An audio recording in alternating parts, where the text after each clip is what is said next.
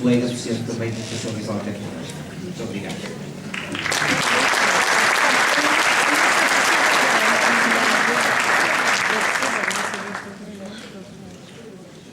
Olá, boa tarde a todas e a todos.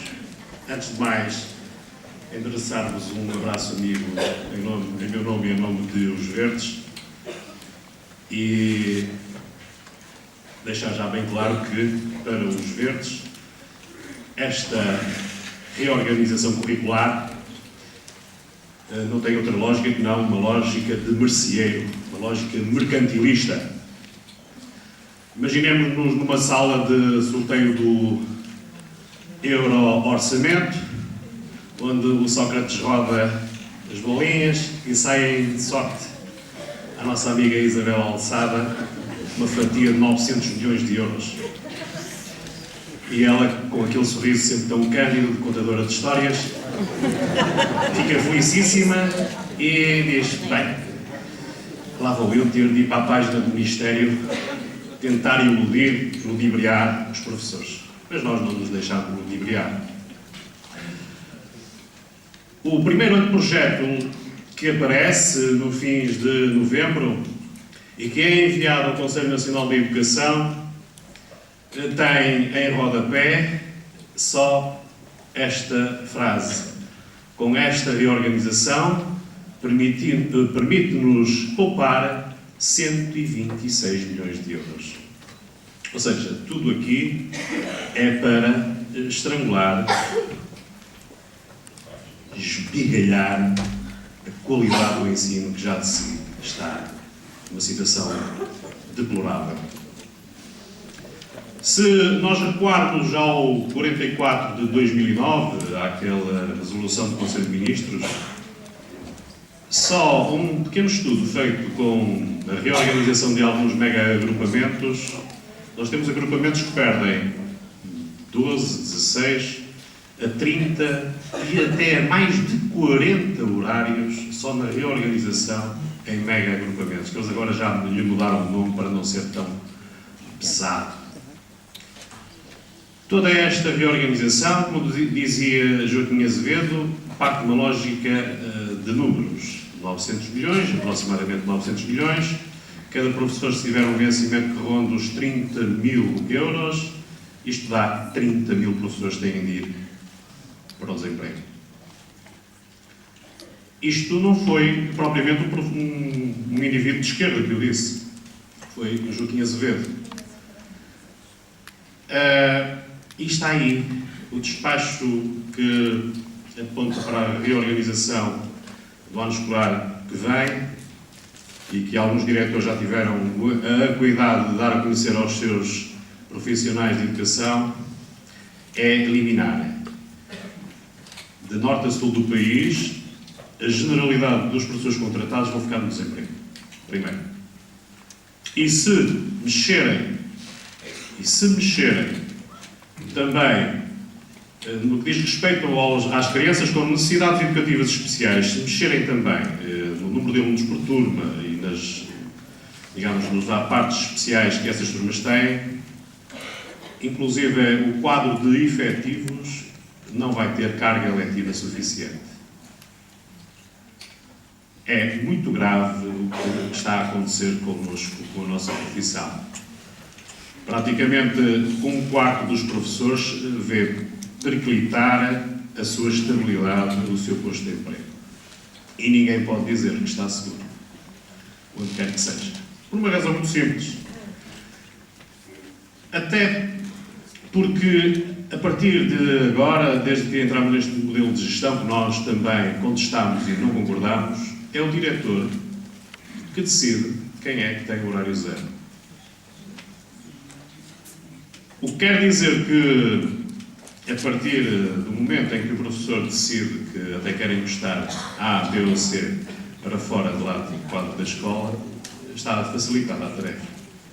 Basta dizer que o E, o F e o G são muito mais importantes para o projeto educativo da escola. E nós, que até pensávamos que estávamos ali, tínhamos tudo estruturado à volta da escola e à volta da nossa residência, da nossa família e das nossas existências, vemos as malas outra vez à porta para andarmos de terra em terra. Em relação a isto, pois bem, o primeiro ano de projeto, antes de PISA, antes de saírem os resultados de PISA, o estudo acompanhado era pura e simplesmente banido do currículo. Só que sai na comunicação social que os resultados dos alunos portugueses tinham melhorado e apontavam-se, inclusive, como razões para essa melhoria o facto de o estudo acompanhado ter aparecido neste novo currículo e também algumas situações de, nomeadamente, os apoios, etc. Ora, o primeiro projeto é metido dentro da gaveta e reenvia-se um novo para o Conselho Nacional da Educação, onde aparece o estudo acompanhado, dado por um único professor, 2 tempos de 45 minutos, e para somente apoiar alunos com necessidades de apoio. Não é para toda a turma, não é para todos os meninos, é só para os que têm necessidade de apoio. Sendo que, nesse estudo acompanhado, só se iria ensinar conteúdos de matemática e de português. E, como nós sabemos, matemática pertence ao mesmo departamento de português. Todos temos essa realidade. Qualquer professor de português dá perfeitamente matemática e vice-versa, e vice-versa. Depois tinha ainda tem mais uma particularidade. É que os alunos estão no estudo acompanhado e os que não estão, porque os que estão são indicados pelo Conselho de Turma e pelo professor titular de turma, o diretor de turma, os que não estão vão ter de estar em Educação Física. Mais uma mandingância muito fácil de fazer a nível do horário. Ao mesmo tempo, elimina-se, e vejam bem como eles nos consideram, a nós professores da EVT, com uma linha, elimina-se o professor em Educação Visual e Tecnológica. De uma assentada, elimina-se a área, quase totalmente, a área do saber fazer.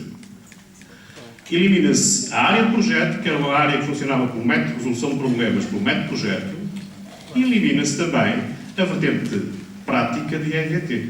Porque eu não consigo entender como é que se consegue ter numa sala de aula 26 ou 28 miúdos, a não ser numa situação de aula expositiva, onde todos têm de estar sentadinhos, de papel e lápis à frente. Porque qualquer atividade que permita aos alunos andarem de pé, a manusear instrumentos, equipamentos e materiais que encerram em si alguma perigosidade, constitui risco.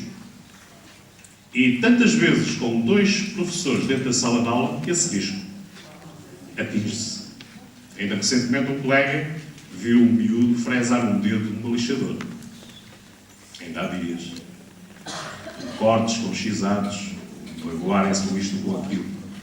E agora eu pergunto, a generalidade das nossas disciplinas, do currículo dos nossos miúdos, deveriam ser eminentemente práticas. Devem ter ainda presente aquilo que dizia o Sócrates. O nosso ensino tem de ser mais experimental.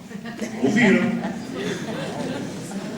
E tanto queria que o ensino fosse experimental que permitia que se desdobrasse, por exemplo, no 3º ciclo, a físico-química com as ciências. Acabou. Nada disso. Cada um em seu lugar. O que nós temos aqui é que, possivelmente aqui,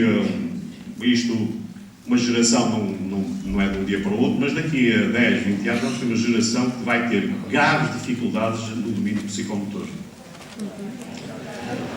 Porque o que nós temos hoje é uma geração que praticamente só desenvolveu o polegar e o indicador, que é manusear os telemóveis e as Playstations e companhia.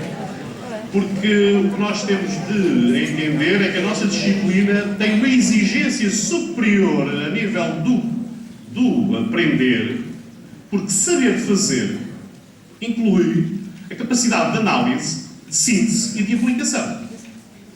Coisa que na generalidade do currículo de disciplinas do domínio cognitivo não se atinge.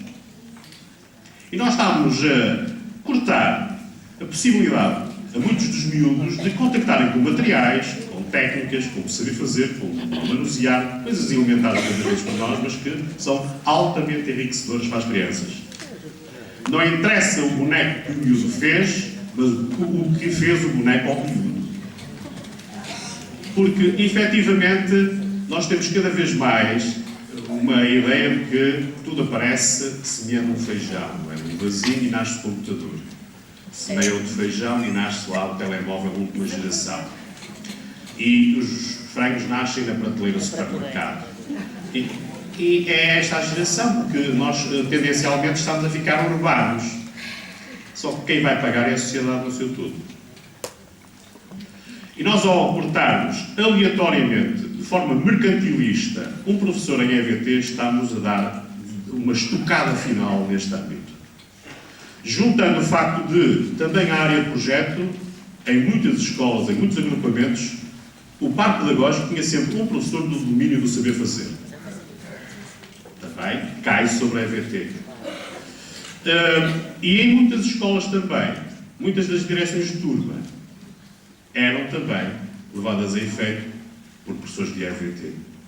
O nosso grupo vai levar uma estocada muito pesada a nível de lugares de quadro e dos contratados praticamente, e amador da aula, que são jovens, maioritariamente serão mulheres, que constituíram já muitas das vezes família e têm filhos e vão ficar em casa. Nós temos aqui de atender ao seguinte. Eu já ouvi várias vezes alguém chorar porque se cortou 30% no orçamento do privado.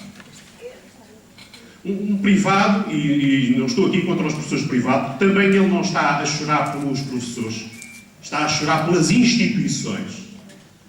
Um privado que, segundo ele, está em zonas carentes do nosso país, mas o que nós vimos foram colégios da zona de Fátima, Torres Vedras, Lisboa e Porto a insurgirem-se contra estes cortes. E nem uma única palavra ouvimos deste senhor dizer algo sobre os 30 mil professores que se perfilam para ficar sem emprego.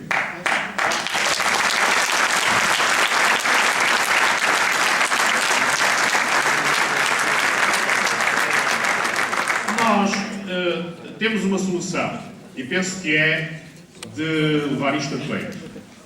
Temos de colocar nas nossas escolas faixas a dizer: vão ser despedidos 30 mil professores.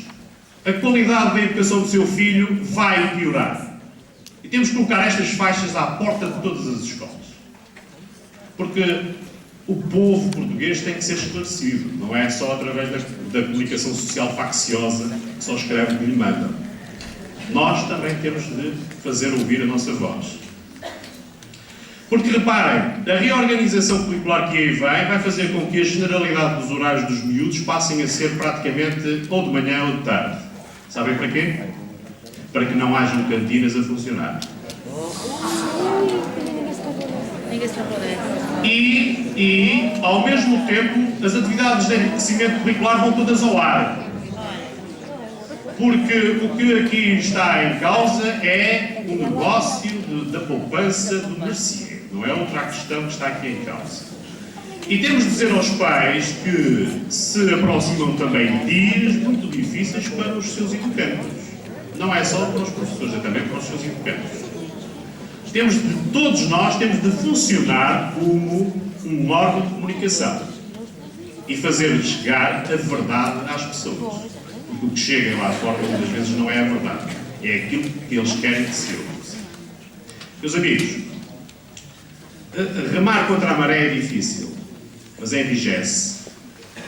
Nós temos tido, nitidamente, fomos metidos num barco e à medida que o barco foi avançando foram-nos atirando os remos para a água.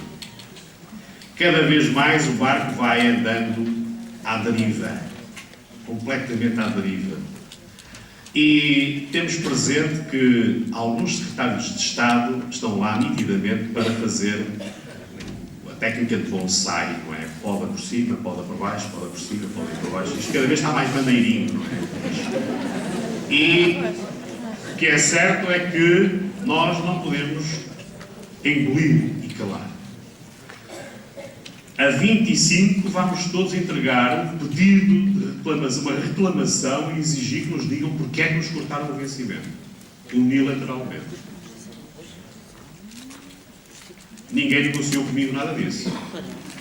Nem com o meu sindicato, nem com os meus representantes, nem com a nossa associação. Ninguém. Foi unilateral. Nós temos que continuar a fazer chegar alto a nossa voz. Muito obrigado pela vossa atenção.